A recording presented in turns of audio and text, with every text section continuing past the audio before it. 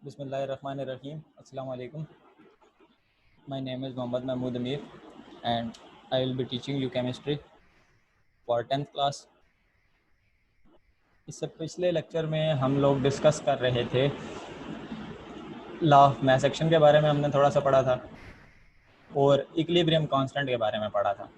ठीक है, तो टाइम की शॉर्टेज की वजह से मैं कुछ बच्चे जो है मुझसे वो दोबारा इक्विलिब्रियम कांस्टेंट के बारे में पूछ रहे थे, मतलब उन्हें क्लियर नहीं हुआ था इसकी डेफिनेशन चूँकि अजीब सी लिखी हुई है। तो इसलिए आज हम क्या करेंगे, दोबारा एक दफ़ा पहले इक्विलिब्रियम कांस्टेंट की डेफिनेशन जो है उधर से शुरू करते हैं। ठीक है, what is equilibrium constant? Equilibrium constant is defined as the ratio of product of concentration of products to the product of concentration of reactants, each raised to the power equal to the coefficient in the balanced chemical equation. ठीक है, अब ये मतलब बहुत सारे अल्फाज जो हैं वो उसने इकट्ठे कर दिए हैं तो कॉम्प्लेक्सिटी सी आ जाती है। तो इसको ज़रा वन बाय वन सेपरेटली समझते हैं कि वो कहना क्या चाह रहा है। ठीक है, अब ये ज़रा ये जो नीचे मैथमेटिकल फॉर्म लिखी है इसको देखें। ठीक है, वो क्या कह रहा है, product of concentration of products means यहाँ पर आपके पास अगर एक से ज़्यादा प्रोडक्ट है, ठीक है, जिस तरह मैंने लिख दिया ना प्रोडक्ट्स ओवर रिएक्टेंट्स। ठीक है, तो रेशो का क्या मतलब हो गया कि ये प्रोडक्ट और रिएक्टेंट्स के दरमियान क्या होगी, रेशो होगी। ठीक, जिस भी चीज़ को आप इस तरह डिवाइड की फॉर्म में रिप्रेजेंट करते हैं या फ्रैक्शन की फॉर्म में रिप्रेजेंट करते हैं, न्यूमरेटर बाय डिनोमिनेटर की फॉर्म में रिप्रेजेंट करते हैं, that is basically the representation of the ratio form. ठीक है, ये क्या कर रहा है, रेशो फॉर्म को रिप्रेजेंट कर रहा है। तो वो कह रहा है product of concentration of products. ठीक, तो मतलब अब उसके कहने का मतलब ये है कि अगर एक से ज़्यादा आपके पास प्रोडक्ट है तो उन दोनों की कंसंट्रेशन, यानी उनको ऐसे स्क्वायर ब्रैकेट में लिखें, उन दोनों को आपस में मल्टीप्लाई कर दें। ठीक है, एक से ज़्यादा आपके पास प्रोडक्ट है तो उन दोनों को ऐसे स्क्वायर ब्रैकेट में लिखें और आपस में मल्टीप्लाई कर दें। वो किधर आ जाएगा, ऊपर न्यूमरेटर में। ठीक है, और फिर उसकी रेशो किसके साथ निकाल लेनी है, to the product of concentration of reactants each raised to the power equal to the coefficient in the balanced chemical equation. ठीक है, और उसको डिवाइड किससे कर देना है, रिएक्टेंट्स के प्रोडक्ट की कंसंट्रेशन के साथ। ठीक है, मतलब जितने रिएक्टेंट्स हैं उनको आपस में मल्टीप्लाई करें। ठीक है, उनको उनकी कंसंट्रेशन को, मतलब उनको ऐसे स्क्वायर ब्रैकेट में लिख के आपस में क्या करें, मल्टीप्लाई करें। और प्रोडक्ट्स के केस में भी और रिएक्टेंट्स के केस में भी क्या करना है आपने जी, इनको इनके पहले जो नंबर ऑफ मोल्स लिखे होंगे जो बैलेंस केमिकल इक्वेशन से आपके पास आएंगे, उसको आपने क्या करना है, इनके ऊपर एज ए पावर जो है वो मेंशन करना है। ठीक है, अभी हम आगे आज इससे रिलेटेड सॉल्व्ड एग्जांपल्स देखेंगे, बस और कोई काम नहीं है हमारा। सॉल्व्ड एग्जांपल्स देखेंगे, सेल्फ असेसमेंट्स देखेंगे, इक्विलिब्रियम कांस्टेंट जो है वो इंशाल्लाह आज आपको बिल्कुल क्लियर हो जाएगा कि इसको लिखना कैसे है, और इसको इसमें मजीद जो है अगर कोई क्वेश्चन हुआ तो वो भी इंशाल्लाह आज दूर हो जाएगा। जो सिंपल अल्फाज में आप क्या कह सकते हो, it is the ratio between the product of concentration of products to the product of concentration of reactants, each raised to the power equal to the coefficient of balanced chemical equation. ठीक है, अब कुछ चीजें हमें केसी का expression लिखने से पहले पता होनी चाहिए। मिसाल के तौर पर वो कहता है concentration of which species are taken in numerator in K C expression. अब हमें पता है न्यूमरेटर कौन सा होता है, जो ऊपर वाला होता है। रेशो फॉर्म में लिखते हुए इस तरह ये जो चीज ऊपर होती है इसको हम क्या बोलते हैं, न्यूमरेटर। तो न्यूमरेटर में उसने पूछा जी हमने कौन सी कंसंट्रेशन लेनी है, तो न्यूमरेटर में कौन सी कंसंट्रेशन लेंगे जी, न्यूमरेटर में हमेशा हम प्रोडक्ट्स की कंसंट्रेशन लेंगे, यानी जो प्रोडक्ट होगा वो हमेशा क्या होगा, ऊपर आएगा। ठीक है, कहता है where are the coefficients of the balanced chemical equation shown in K C expression. कहता है कि आपके पास बैलेंस केमिकल इक्वेशन में जो कोएफिशिएंट्स होंगे, मिसाल के तौर पर ऐसे ये जो लिखा हुआ है 3H2 3H2, ये 3 क्या है जी, ये जो कोएफिशिएंट है आपके पास, कहता है बैलेंस केमिकल इक्वेशन में ये कहाँ जाएंगे, ये किस जगह पर होंगे, तो बैलेंस केमिकल इक्वेशन में वो यहाँ पर इनकी पावर के तौर पर अपीयर होंगे। ठीक है, ये जनरल फार्मूला लिखा था तो इसके ऊपर कोई पावर नहीं है। ठीक है, लेकिन अगर यहाँ पर आप क्या कह लो, इसकी बात कर लो तो ये जो 3 है, देखें ये आपको यहाँ पर एज ए पावर शो हो रहा है ना, ठीक है, समझ आ गई। आपने क्या करना है, आपने इसको कैसे लिखना है, हमेशा रेशो फॉर्म में लिखना है। प्रोडक्ट्स की कंसंट्रेशन ऊपर लेनी है, ठीक है। अगर प्रोडक्ट्स एक से ज़्यादा हैं तो उन प्रोडक्ट्स को आपस में क्या करना है, उनकी कंसंट्रेशन को मल्टीप्लाई करके लिखना है, ठीक है। और रिएक्टेंट्स की कंसंट्रेशन को हमेशा कहाँ लेना है, डिनोमिनेटर में लेना है। और डिनोमिनेटर में किस तरह लिखना है, हम अगर एक से ज़्यादा आपके पास प्रोडक्ट थी तो उनको आपने कैसे लिखना है, आपस में उनकी कंसंट्रेशन को प्रोडक्ट करके यानी मल्टीप्लाई करके लिखना है, ठीक है। अब जरा सॉल्व्ड एग्जांपल की तरफ बढ़ते हैं। आज की सॉल्व्ड एग्जांपल जो है वो है जी, राइटिंग इक्विलिब्रियम कांस्टेंट एक्सप्रेशन किसके लिए, coal can be converted to gaseous fuel as methane. कह रहा है हम कोयले को जला कर ना गैसियस फ्यूल मीथेन, ये जो सुई गैस आपके घर में आ रही है, ठीक है, जिसको आप जला के चूल्हा जलाते हैं और आराम से अपनी कुकिंग कर लेते हैं, सर्दियों में हीटर के तौर पर काम करते हैं। कह रहा तो कोयले को जलाकर इसमें से हम मीथेन गैस प्रोड्यूस कर सकते हैं। Coal react with hot steam to form carbon monoxide and water. कह रहा है कोयला क्या करेगा, कोयला रिएक्ट करेगा स्टीम के साथ, ठीक है। स्टीम मतलब खोलता हुआ पानी जब वेपर्स बन के उड़ रहा होता है तो वो क्या होती है, स्टीम होती है। उसके रास्ते में आप क्या करें, कोयला प्लेस कर दें तो वो कोयला क्या बन जाएगा, कार्बन मोनोऑक्साइड प्रोड्यूस करना शुरू कर देगा और साथ हाइड्रोजन गैस प्रोड्यूस करना शुरू कर देगा। अब ये जो कार्बन मोनोऑक्साइड और हाइड्रोजन गैस प्रोड्यूस हुई है, इसको आप क्या कर सकते हो, फर्दर रिएक्ट करवा सकते हो, यानी कार्बन मोनोऑक्साइड और हाइड्रोजन को इकट्ठा रहने देंगे तो ये क्या करेंगी, रिएक्ट करके मीथेन गैस बना देंगी और साथ वाटर क्या होगा, रिलीज हो जाएगा, ठीक है। सबसे पहले जो उसने लिखी इक्वेशन क्या लिखी, कार्बन सॉलिड फॉर्म में है, ठीक है, मतलब कोयला है, उसका रिएक्शन उसने करवाया H2O, साथ मेंशन कर दिया गैसियस यानी वाटर वेपर्स के साथ, ठीक हो गया, समझ आई। देन उसने क्या किया, इसको almost 1000 degree centigrade temperature provide किया। As a result carbon monoxide has been produced, ठीक है, अलोंग विद हाइड्रोजन गैस। अब देखें कार्बन मोनोऑक्साइड भी गैस है और हाइड्रोजन भी गैस है, क्लियर है जी। देन वो क्या कह रहा है कि इन दो चीज़ों को, ठीक है, ये कार्बन मोनोऑक्साइड को और हाइड्रोजन को क्या करें जी, आपस में रिएक्ट करने दें।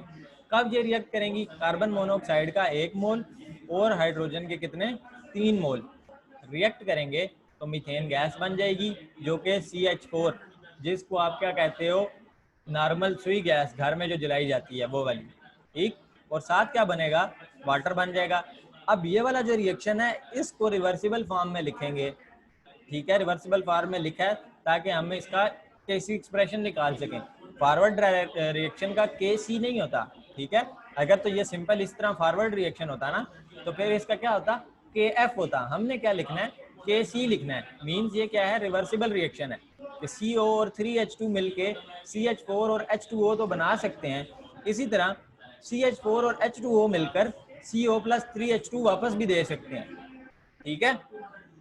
देन आपने क्या करना है जी, अब आपने इसके लिए इसका सोल्यूशन लिखना है, मीन्स इसके लिए केसी का एक्सप्रेशन लिखना है।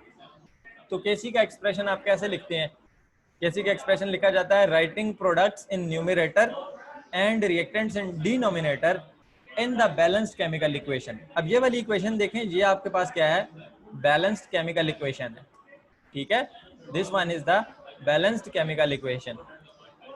अब आपने क्या करना है जी, अब आपने इस बैलेंस्ड केमिकल इक्वेशन के लिए, बच्चे आवाज़ जा रही है, आप हेडफोन चेंज करें या रिकनेक्ट होकर चेक कर लें। अच्छा, अब आपने क्या करना है जी, इस इक्वेशन के लिए KC का एक्सप्रेशन लिखना है। तो कैसे लिखेंगे, हमने पढ़ लिया कि सबसे पहले न्यूमरेटर जो है वो क्या होना चाहिए, उसमें प्रोडक्ट्स आनी चाहिए, और अगर प्रोडक्ट्स एक से ज़्यादा हैं तो उनको क्या करना है, आपस में मल्टीप्लाई करके उनकी कंसंट्रेशन को क्या करना है, आपस में मल्टीप्लाई करके लिखना है। तो क्या कैसे लिखेंगे जी, अब ये देखें मेरे पास दो प्रोडक्ट्स हैं CH4 और H2O, ठीक है। अब चेक कर लें इनसे पहले कोई कोएफिशिएंट लगा हुआ है, CH4 से पहले कुछ भी नहीं है, ठीक है, और H2O से पहले भी कुछ भी नहीं है, ठीक, मीन्स सिंपल 1 1 है। यहाँ पर कोई 2, कोई 3, कोई 4, यहाँ पर भी कोई 2, कोई 3, कोई 4, कुछ भी नहीं है। ठीक, तो इसकी कंसंट्रेशन चाहिए मुझे और इसकी कंसंट्रेशन चाहिए।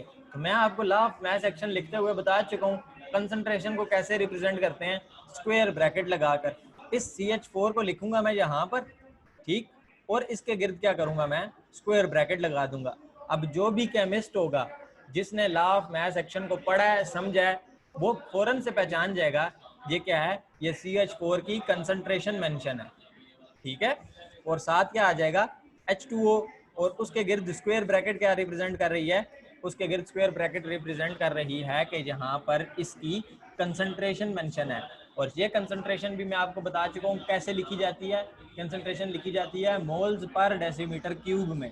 ठीक है, यानी ये आपको जो कंसंट्रेशन रिप्रेजेंट हो रही होगी इसकी यूनिट क्या होगी, मोल्स पर डेसीमीटर क्यूब। ठीक, अब ये देखें CH4 आ गया, उसकी कंसंट्रेशन, H2O आ गया, उसकी कंसंट्रेशन, और दोनों को आपस में क्या कर दिया, मल्टीप्लाई। अब डेफिनेशन आपको समझ आएगी। कैसे समझ आएगी, ratio of product of the concentration of products.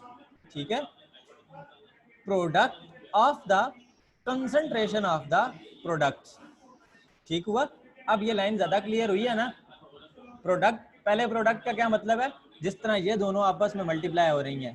ठीक है, product of the concentration, CH4 की भी कंसंट्रेशन ले ली है, H2O की भी कंसंट्रेशन ले ली है, ऑफ दी प्रोडक्ट्स, किसकी कंसंट्रेशन ले ली है, इस इक्वेशन में जो प्रोडक्ट्स बने थे उनकी।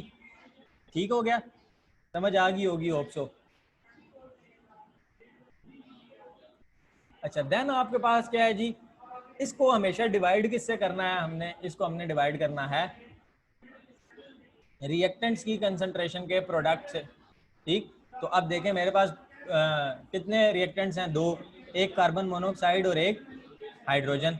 ठीक हो गया, अब इन दोनों से पहले देख लें कोई कोफिशिएंट लिखा हुआ है, कार्बन मोनोऑक्साइड से पहले कोई कोफिशिएंट मेंशन नहीं है, हाइड्रोजन से पहले 3 मेंशन है।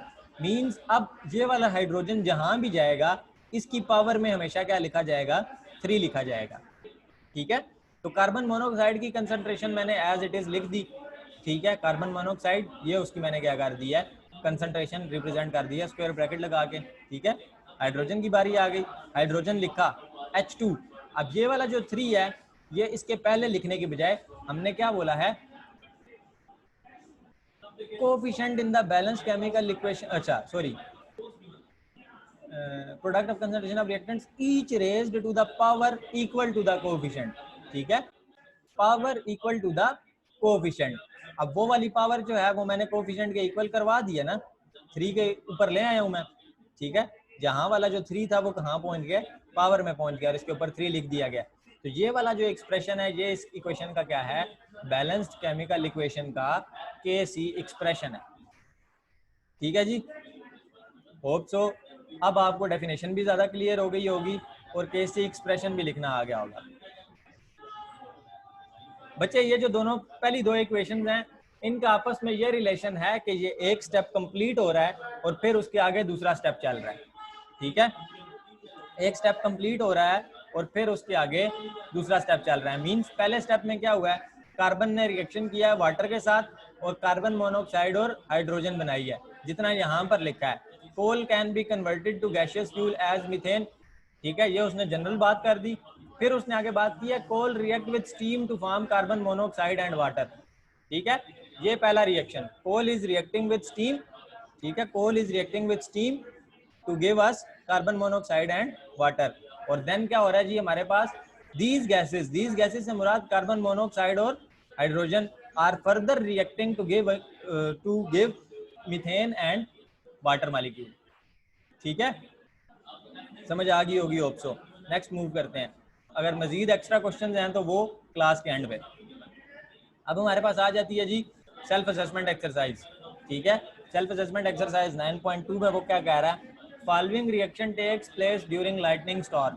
कहता है जब भी गरज चमक होती है, आसमान पर बिजली चमकती है, तो आपके पास जो रिएक्शन होता है वो ये होता है। ठीक है, क्या रिएक्शन होता है, एटमॉस्फेयर में ऑक्सीजन प्रेजेंट है 3O2, रिवर्सिबल रिएक्शन होगा, किस में कन्वर्ट हो जाएगी, 2O3 में। यानी जब भी लाइटनिंग होगी, whenever lightning strikes 3 molecules of oxygen are always converted into 2 molecules of ozone.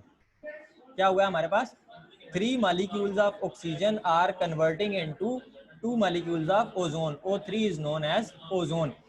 The blue colour of sky, आपको आसमान जो नीला नजर आ रहा है, ठीक है, ये बेसिकली नीला नहीं है, ये ब्लैक है, ठीक है। आपको नीला क्यों नजर आ रहा है, ओजोन की वजह से। ओजोन के ऊपर जब सनलाइट पड़ती है तो वो ब्लू शेड देती है, ठीक है। तो ये आपको ताहद निगाह फैली हुई नजर आएगी। ये सारी कौन सी लेयर है, ओजोन लेयर है, ठीक है। और ये क्या होता है जी, जब भी लाइटनिंग स्ट्राइक करती है तो ऑक्सीजन किस में कन्वर्ट हो जाता है, ओजोन में, और एज अ रिजल्ट ओजोन दोबारा किस में कन्वर्ट होता रहता है, ऑक्सीजन में। सिमिलर कंडीशंस में कुछ मॉलिक्यूल ओजोन के टूट के ऑक्सीजन बना देते हैं और कुछ मॉलिक्यूल्स ऑक्सीजन के कंबाइन होकर ओजोन बना देते हैं, ठीक है। कहता है derive equilibrium constant expression for this reaction. अब हमने क्या करना है, इस इक्वेशन का इक्विलिब्रियम कांस्टेंट एक्सप्रेशन लिखना है, ठीक। तो हमें पता है Kc किसके इक्वल होती है, Kc is equals to product of the concentration of products to the product of the concentration of reactants each raised to the power of its coefficient, ठीक है। अब हमने सबसे पहले देखना है कि हमारे पास कितनी प्रोडक्ट्स हैं, सिर्फ एक प्रोडक्ट है, ठीक है। मींस इसमें न्यूमरेटर में कितनी चीजें आएंगी, सिर्फ और सिर्फ एक चीज आएगी, ठीक है। अब आपने देखना है कि हमारे पास जो चीज न्यूमरेटर में मैंने लिख दी, ठीक है, O3, उससे पहले कोई कोएफिशिएंट भी है कि नहीं है, कोएफिशिएंट है ना, कोएफिशिएंट क्या है 2। तो ये 2 कहाँ पर आएगा, ये एज उसकी पावर रिप्रेजेंट होगा, ठीक है। तो जब आप इसको रिवर्स करेंगे तो एक केमिस्ट्री पढ़े हुए स्टूडेंट को, एक ऐसा स्टूडेंट जिसने केमिस्ट्री पढ़ी है, जिसने लॉ ऑफ मैथ सेक्शन को समझा है, उसको पता होना चाहिए कि इसका क्या मतलब है। इसका मतलब है ऑक्सीजन की ओजोन की कंसंट्रेशन रिप्रेजेंट हुई है और उसके कितने मोल्स हैं, 2 मोल्स हैं। यानी जब भी मैं बैलेंस केमिकल इक्वेशन लिखूंगा इस इक्वेशन को देखकर दोबारा, तो मैं क्या लिखूंगा, ये मेरा रिएक्टेंट है, ये मेरा प्रोडक्ट है। मेरे पास रिएक्टेंट के कितने मोल्स हैं, 3 मोल्स हैं। मेरे पास प्रोडक्ट के कितने मोल्स हैं, 2 मोल्स हैं, ठीक है। अब मैंने क्या किया जी, मैंने प्रोडक्ट की जगह पर ओजोन ले आया, ठीक है, और उसकी कंसंट्रेशन की जगह पर क्या आ गया, 2, क्योंकि बैलेंस केमिकल इक्वेशन में क्या मेंशन था, 2 मेंशन था। और नीचे रिएक्टेंट्स वाली जगह पर क्या आ गया जी, रिएक्टेंट्स वाली जगह पर ये ऑक्सीजन आ गई है, ठीक। और उसके ऊपर क्या आ गया है, यहाँ पर उसकी कंसंट्रेशन, यानी उसके 3 मोल्स। क्लियर है जी यहाँ तक। बैलेंस केमिकल इक्वेशन से Kc एक्सप्रेशन लिखना, इक्विलिब्रियम कांस्टेंट एक्सप्रेशन लिखना कोई मुश्किल काम नहीं है, it is very very easy, ठीक है। सिर्फ और सिर्फ आपने 2 चीजों का ध्यान रखना है। सबसे पहले अपने रिएक्टेंट्स को आइडेंटिफाई करें और अपने प्रोडक्ट्स को आइडेंटिफाई करें, ठीक है। तो रिएक्टेंट्स कौन से होते हैं, जो बैलेंस केमिकल इक्वेशन में लेफ्ट साइड पर प्रेजेंट हैं, these are reactants, means this side this is reactant, और जो राइट साइड पर प्रेजेंट हैं दीज आर प्रोडक्ट्स, ठीक हो गया। अब हमने पढ़ा है कि whenever we have to write the Kc expression, we have to take the concentration of products at numerator, ठीक है। हमने कहाँ पर लेनी है कंसंट्रेशन ऑफ प्रोडक्ट्स को, न्यूमरेटर में लेना है। बच्चे क्वेश्चन एंड पे, जिसने भी हैंड रेज किया है क्वेश्चन का आंसर एंड पे। और हमारे पास जो प्रोडक्ट है उसकी कंसंट्रेशन क्या है जी, वो डिनोमिनेटर में, और इन दोनों की जो हमारे पास कोएफिशिएंट थे, जैसे ये 3 और ये 2, ठीक है। और ओजोन के साथ जो 2 है वो ओजोन की जगह पर, ठीक है, ओजोन का कोएफिशिएंट बन के, और ऑक्सीजन के साथ जो 3 है वो ऑक्सीजन की जगह पर ऑक्सीजन का, ठीक हो गया। देन हमारे पास एक और एग्जांपल है। नेक्स्ट एग्जांपल क्या है जी हमारे पास, 4HCl प्लस O2। अब ये देखें यहाँ पर मेंशन किया हुआ है इसने गैस। अब HCl आपके पास एसिड लिक्विड फॉर्म में भी होता है और HCl एसिड ही आपके पास गैसियस फॉर्म में भी होता है, ठीक है। तो ये हमारे पास जो HCl लिया गया है ये किस फॉर्म में है, गैसियस फॉर्म में, यानी स्टीम बना हुआ है, वेपर्स बने हुए हैं, गैसेज हैं। किसके साथ रिएक्ट कर रहा है, ऑक्सीजन गैस के साथ। एज अ रिजल्ट बन रहा क्या है, 2 मोल्स वाटर के प्रोड्यूस हो रहे हैं और 2 मोल्स क्लोरीन गैस के प्रोड्यूस हो रहे हैं। क्लियर है जी, ये था हमारा क्वेश्चन। अब इसके लिए हमने दोबारा वही करना है, इक्विलिब्रियम कांस्टेंट एक्सप्रेशन लिखना है। तो इक्विलिब्रियम कांस्टेंट एक्सप्रेशन कैसे लिखेंगे, हमें पता है Kc किसके इक्वल होती है, ratio of the concentration of products to the concentration of reactants each raised to the power of coefficient. ठीक है, देन क्या होगा जी, अब आइडेंटिफाई कर लें कितने प्रोडक्ट्स हैं आपके पास, दो, एक वाटर और एक क्लोरीन। ठीक है, तो इनको किस फॉर्म में लिखेंगे, प्रोडक्ट की फॉर्म में यहाँ पर लिखेंगे। और ये देखें अभी ये इसमें मिस्टेक है। ठीक है, अब ये क्या हो गया, ये रिएक्टेंट्स जो हैं वो ऊपर लिखे हुए हैं और प्रोडक्ट्स नीचे लिखे हुए हैं। तो ये आप अगर इस तरह लिख दिया तो इक्वेशन क्या हो जाएगी, गलत हो जाएगी। ठीक हो गया, हालांकि रिप्रेजेंटेशन ठीक हुई है, सब कुछ ठीक हुआ है, सिर्फ चेंजेस कितनी आ गई हैं, चेंजेस ये आ गई हैं कि रिएक्टेंट को ऊपर लिख दिया गया और प्रोडक्ट को नीचे लिख दिया गया। ठीक है, तो इसको करेक्ट कैसे किया जाएगा, इसको करेक्ट ऐसे किया जाएगा कि ये वाली जो चीज़ है, ठीक है, ये कहाँ पर आएगी, यहाँ पर। ठीक, और ये वाली जो चीज़ है आपके पास, ये कहाँ पर आएगी, ये यहाँ पर आएगी नीचे, और इसके गिर्द क्या होगा,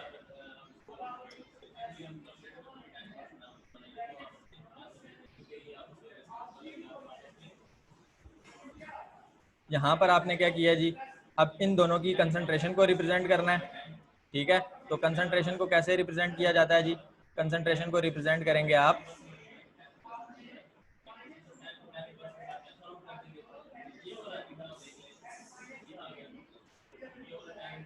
अच्छा अब ये देखें, ये जो इसके नंबर ऑफ मोल्स की रिप्रेजेंटेशन थी, ये कहाँ पर चली जाएगी, ये इसकी पावर बनकर यहाँ पर ऊपर आ जाएगी।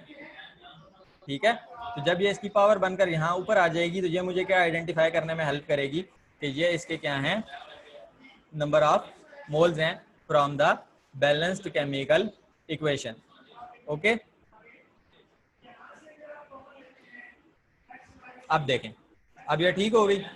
ठीक, इसमें क्या चेंजिंग की हुई थी, पहले इसके जो रिएक्टेंट्स थे वो ऊपर लिखे हुए थे और जो प्रोडक्ट था वो नीचे लिखा हुआ था। थी वो तब भी रेशो, लेकिन वो क्या थी, वो गलत रिप्रेजेंटेशन थी।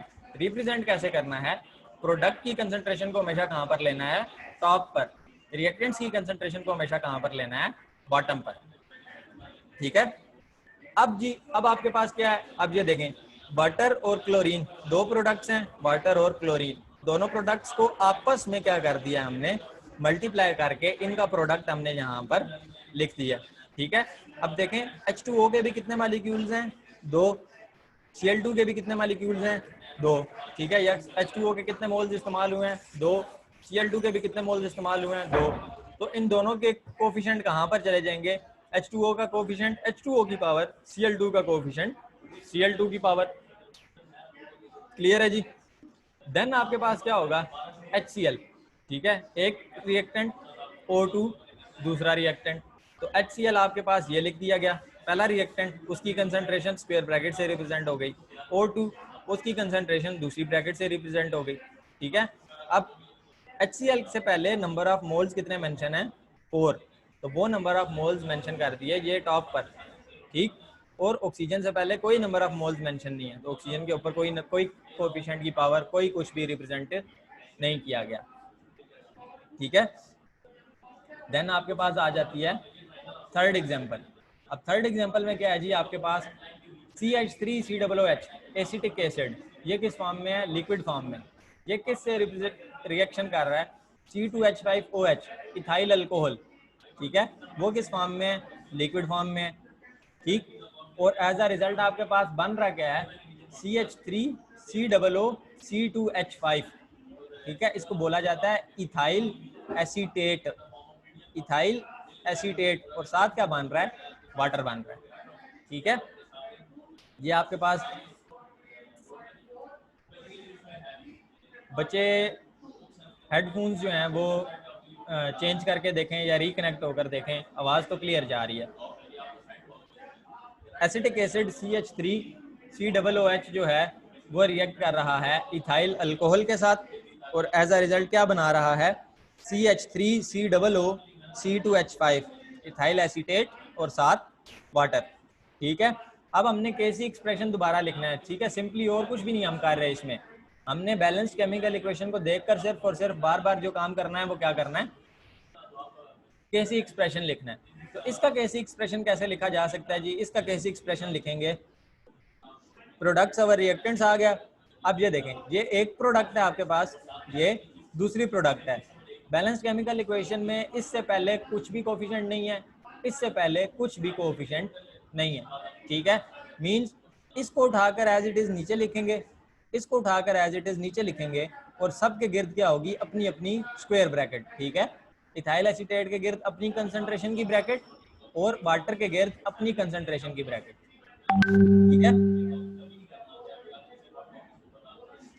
और फिर इधर जी आपके पास क्या है जी, आपके पास ये जो रिएक्टेंट है एसिटिक एसिड, ये आपने मेंशन किया यहाँ पर, और इथाइल अल्कोहल मेंशन किया यहाँ पर। इन दोनों से पहले भी कोई आपके पास बैलेंस केमिकल इक्वेशन में नंबर ऑफ मोल्स की रिप्रेजेंटेशन नहीं है, तो बैलेंस केमिकल इक्वेशन में आपके पास यहाँ पर भी कोई कोफिशिएंट या as a form of power represent नहीं होगा, ठीक है। ये आपके पास थी एक और एग्जांपल। अब इससे नेक्स्ट देखते हैं, जो नेक्स्ट सेल्फ असेसमेंट थी। अच्छा, अब ये देखें, सबसे पहली जो सेल्फ असेसमेंट थी ओजोन वाली, ये इसमें देखें आपके पास एक ही रिएक्टेंट था, एक ही प्रोडक्ट था, ठीक है। एक ही रिएक्टेंट था और एक ही प्रोडक्ट था। दूसरे केस में आपके पास क्या हो गया, दो रिएक्टेंट्स थे, दो प्रोडक्ट्स थे, ठीक है।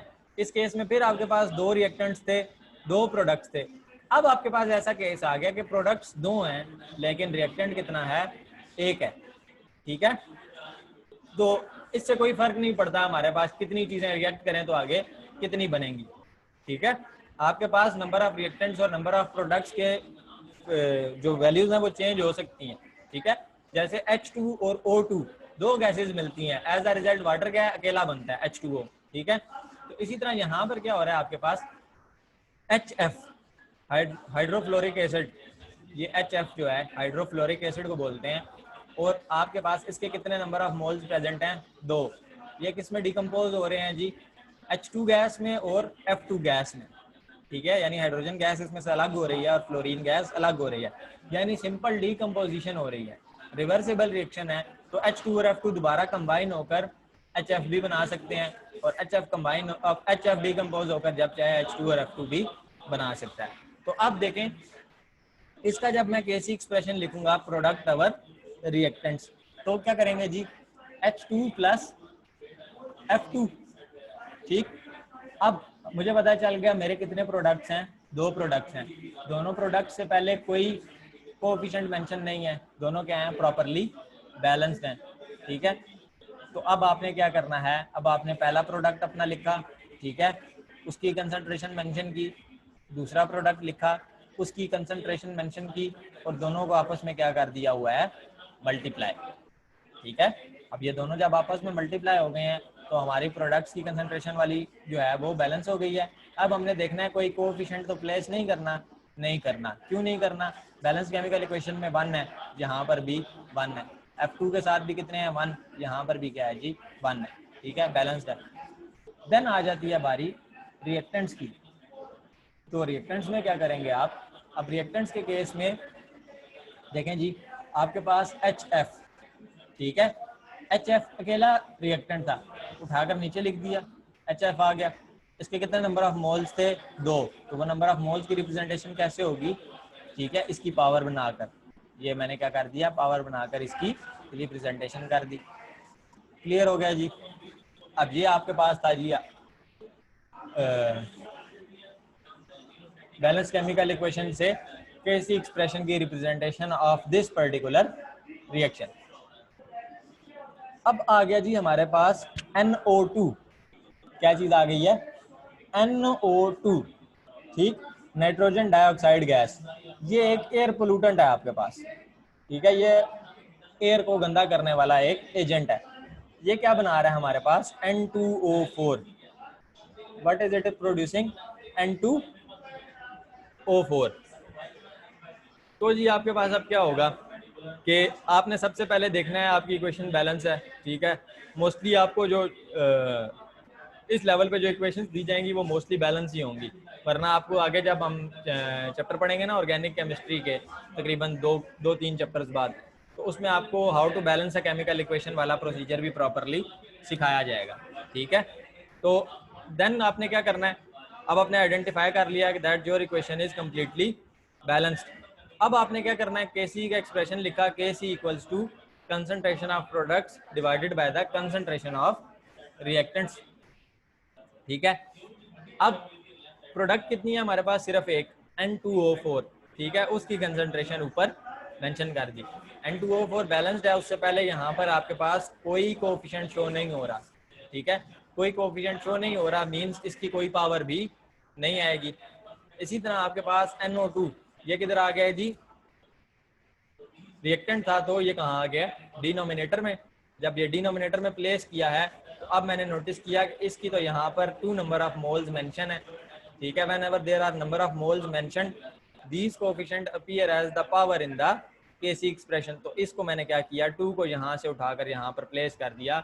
Now it is representing, now it is being represented as the power of this particular reactant which is basically the representation of number of moles। ठीक है, ये था आज का हमारा लेक्चर। आज के लेक्चर में हमने क्या किया, इक्विलिब्रियम कांस्टेंट एक्सप्रेशन, उसकी डेफिनेशन को समझा। ठीक है, उसके अंदर जो लफ्ज मेंशन था product of the concentration of products, उस बात को समझा कि वो क्या था, product of the concentration of products मतलब एक से ज्यादा अगर प्रोडक्ट्स हैं तो उनको मल्टीप्लाई करके उनकी कंसंट्रेशन को इकट्ठा लिख दो। ठीक है, और फिर किसके साथ वो रेशो हमने निकाली थी, to the product of the concentration of reactants, के एक से ज्यादा रिएक्टेंट्स हैं तो उनको मल्टीप्लाई करके कहाँ पर लिख दें, डिनोमिनेटर में। ठीक है, each raise to the power of its coefficient. और अगर उनसे पहले बैलेंस करने के लिए कोई कोएफिशिएंट लगा हुआ है, कोई 1 2 3 4 लगा हुआ है, उसको उठाकर क्या बना देना है, पावर। फिर हमने इसको तरतीब से देखा। ठीक है, हमने इसको थरोली 4-5 एग्जांपल्स के जरिए डिस्कस किया कि हमारे पास कोएफिशिएंट को कैसे टॉप पे प्लेस करना है, किस चीज़ को रिएक्टेंट कहना है, किस चीज़ को प्रोडक्ट कहना है, हर चीज़ को आराम से क्लियरली देखा, समझा और मेंशन किया। तो अब अगर आपको कोई क्वेश्चन है, कोई बात समझ नहीं आई तो आप पूछ सकते हैं। बच्चे जिसको स्क्रीन क्लियर नहीं है, लेक्चर यूट्यूब पे भी अपलोड हो जाएगा, स्क्रीन से देख लें। मैंने आपको बहुत दफ़ा कहा है कि स्क्रीन क्लियर ना हो तो बुक में हर चीज़ मेंशन है, आप बुक खोलें। ठीक है, बुक सामने रखा करें। बच्चे कंसंट्रेशन का मतलब होता है किसी चीज़ की कितनी क्वांटिटी प्रेजेंट है। ठीक है, और इस केस में उस क्वांटिटी को मोल्स पर डेसीमीटर क्यूब में रिप्रेजेंट किया जाता है। ठीक है, जैसे हम पढ़ते हैं ना कंसंट्रेटेड सोल्यूशन, कंसंट्रेटेड सोल्यूशन का मतलब होता है इसके अंदर बहुत ज़्यादा चीज़ मिली हुई है। ठीक है, कंसंट्रेटेड शुगर सोल्यूशन का मतलब होगा इसके अंदर चीनी बहुत ज़्यादा मिली हुई है। ठीक, तो कंसंट्रेशन किसी चीज़ की क्वांटिटी को रिप्रेजेंट करती है।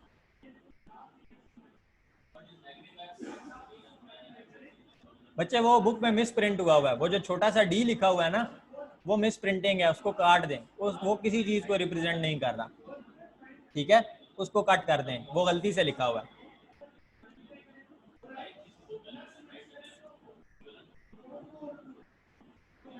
Survived as the word hot used when word steam, that is hot steam। बच्चे वो टाइपिंग एरर है। अब जिस तरह आपके पास उसने लिखते हुए ना जल्दी से लिख दिया है, जैसे एक लतीफ़ा भी है आप लोगों के पास के ठंडी बर्फ़ बरए फ़रोख, तो बर्फ़ सबको पता है कि ठंडी ही होती है। ठीक है, तो इस तरह वो उसने गलती से लिख दिया हॉट स्टीम। जब भी लफ्ज़ स्टीम आएगा हमें पता है इट इज़ ऑलरेडी हॉट। ठीक हो गया, तो उससे कंफ्यूज ना हो, बेशक उस हॉट के ऊपर जो है आप लाइन लगा दें। स्टीम कभी ठंडी नहीं हो सकती। अच्छा बच्चे एग्जाम्पल 9.2 तो ये देख लें। एग्जाम्पल 9.2 तो सिंपल सी थी।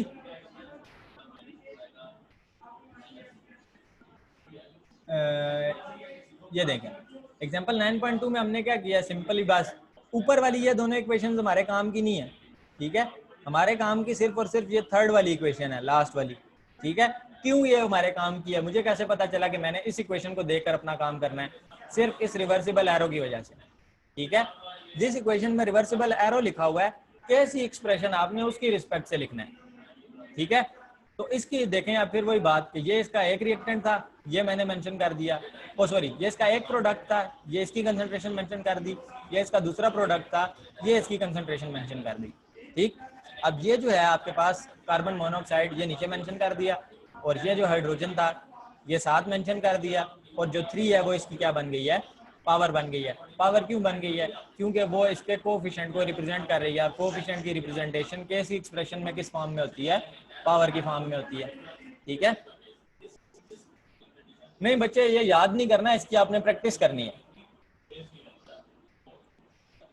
अच्छा, एक बच्चे का क्वेश्चन आया है कि Kc is independent of initial concentration of reactant but depends on temperature. बच्चे ये देखो, ये मैंने उस दिन भी आपको बताया था, ये बात मैं एक दफा पहले कर चुका हूँ। इसका मतलब ये है कि आपके पास ये Kc is independent of initial concentration. शुरू में मैं क्वांटिटी चाहे 1 मोल लूं, चाहे 2 मोल लूं, चाहे 3 मोल लूं, चाहे 300 मोल लूं। ठीक है, बात को समझें। मैं दो चीजों का आपस में रिएक्शन करवाना चाह रहा हूं। मिसाल के तौर पर ये वाली एग्जांपल ले लें। ठीक है, ये वाली ले लें। HCl और ऑक्सीजन का मैं आपस में रिएक्शन करवाना चाह रहा हूँ। यहाँ पर HCl के मैं 4 मोल की जगह 50 मोल ले लेता हूँ। ठीक है, और ऑक्सीजन के मैं यहाँ पर 1 ही मोल रहने देता हूँ। ठीक हो गया। तो इस चीज के ऊपर, इस फार्मूला के ऊपर कोई फर्क नहीं पड़ेगा। जब इक्विलिब्रियम अटेन होगा ना, तो 4 मोल ही कंज्यूम होंगे और अगेंस्ट 1 ऑक्सीजन के मोल के। ठीक है, इस बात को समझें कि आप कंसंट्रेशन चाहे ज्यादा से ज्यादा ले लें, चाहे कम से कम ले लें। ठीक है, रिएक्शन जो है उसमें कोई फर्क नहीं पड़ेगा। वो अपने आप को, जब भी उसने इक्विलिब्रियम अटेन करना है तो उसने खुद ब खुद अपने आप को क्या कर लेना है? बैलेंस कर लेना है। रिएक्शन के अंदर चेंजेस कब आएंगी? चेंजेस तब आएंगी जब आप टेम्परेचर बढ़ाओगे। क्यों? टेम्परेचर बढ़ाने से काइनेटिक एनर्जी बढ़ जाती है। जो मॉलिक्यूल एक दूसरे के दूर हैं वो करीब आ जाएंगे और वो एक दूसरे के साथ जल्दी टकराना शुरू कर देंगे। तो फिर रिएक्शन जो है वो चेंज हो जाएगा। कंसंट्रेशन बढ़ा देने से आपके पास रिएक्शन के अंदर कोई चेंजेस नहीं आएंगी। ठीक है बेटे, होप सो क्लियर हो गया होगा। बच्चे ये याद नहीं करना है, इसकी प्रैक्टिस करनी है। बच्चे प्रोडक्ट और रिएक्टेंट्स की अमाउंट इक्विलिब्रियम अटेन होने के बाद चेंज इसलिए नहीं होती। इसकी एग्जांपल मैंने उस दिन आपको ऐसे दी थी कि आपके पास एक रूम है ना, उस रूम के 2 डोर्स हैं। ठीक है, 2 डोर्स से मुराद है एक बैक साइड पे है, एक फ्रंट साइड पे है। अब आप उस रूम में 40 बच्चे बिठा दें और एक रूम से, एक डोर से क्या करें, 5 बच्चों को इन करवाएं, दूसरे डोर से 5 बच्चों को क्या करें, आउट करवा दें। ठीक है, एट द सेम टाइम एक डोर से 5 स्टूडेंट्स इन करें और दूसरे डोर से क्या करें, 5 स्टूडेंट्स को आउट कर दें। तो अब आपके पास कमरे के अंदर नए स्टूडेंट्स जा रहे हैं, सब कुछ हो रहा है, लेकिन जो अंदर बैठे हुए स्टूडेंट्स हैं वो कितने रहेंगे? 40 ही रहेंगे, वो चेंज नहीं होंगे। ठीक है, तो इसीलिए अब जब आपके पास इक्विलिब्रियम अटेन हो चुका है तो आपके पास रिएक्टेंट्स भी बन रहे होते हैं, प्रोडक्ट्स भी बन रहे होते हैं, लेकिन उसमें इतनी ज़्यादा हार्मनी आ चुकी होती है कि वो आम आंख से डिटेक्ट नहीं होती। ये हमारा कल का टॉपिक है। ठीक है, कल से मुराद नेक्स्ट थर्सडे का topic, ways to recognize chemical equilibrium. उसमें मैं आपको क्लियरली एक्सप्लेन करूंगा कि आप जो है वो इनको डिटेक्ट कैसे कर सकते हो। ठीक है, चेंज, अगर लफ्ज इक्विलिब्रियम आ गया ना तो उसका मतलब ही यही है कि अब कंसंट्रेशन में फर्क नहीं पड़ना। ठीक है, कंसंट्रेशन में फर्क क्यों नहीं पड़ना कि 5 एक नेचर के 5 मॉलिक्यूल्स अगर कंज्यूम होंगे तो उसकी अपोजिट नेचर के दूसरे 5 मॉलिक्यूल्स जो हैं वो दोबारा क्या करेंगे, वही चीज़ बना देंगे। ठीक है, जैसे मैं आपको ये बताना चाह रहा हूँ कि अगर HCl और O2 कंज्यूम होंगे और H2O और Cl2 बनेगा तो H2O और Cl2 दोबारा टूटकर साथ ही HCl और O2 बना भी देगा। ठीक है, इसलिए जो हमारे पास अमाउंट्स और ऑफ रिएक्टेंट्स और प्रोडक्ट्स जो हैं वो चेंज होना बंद हो जाती हैं। अच्छा, वो कह रहे हैं जी, is there a difference between chemical equilibrium और डायनामिक इक्विलिब्रियम? बच्चे डायनामिक इक्विलिब्रियम पर्टिकुलरली तब बोला जाता है जब आप लोगों के पास रिएक्शन बिल्कुल स्टेबल हो जाता है। ठीक है, जब रिएक्शन इतना स्टेबल हो जाएगा कि आम आंख से आपको चेंजेस नहीं नजर आएंगी, तब उसको डायनामिक इक्विलिब्रियम बोला जाएगा। ठीक है, तो वैसे इनमें कोई डिफरेंस नहीं है, दोनों एक ही चीज़ के नाम है। जैसे मैंने आपको सेकंड लेक्चर में लिखवाया था, why chemical equilibrium is called as dynamic equilibrium. ठीक है, दोनों एक ही चीज़ का नाम है। लफ्ज़ डायनामिक का मतलब होता है एक चीज़ का कांस्टेंट हो जाना। जब कंसिस्टेंसी आ जाएगी, जब बहुत ज़्यादा कांस्टेंट हो जाएगा, तब उसको क्या बोल देंगे, डायनामिक इक्विलिब्रियम बोल देंगे। ठीक है, एक और स्टूडेंट का क्वेश्चन है, why reversible reactions never complete.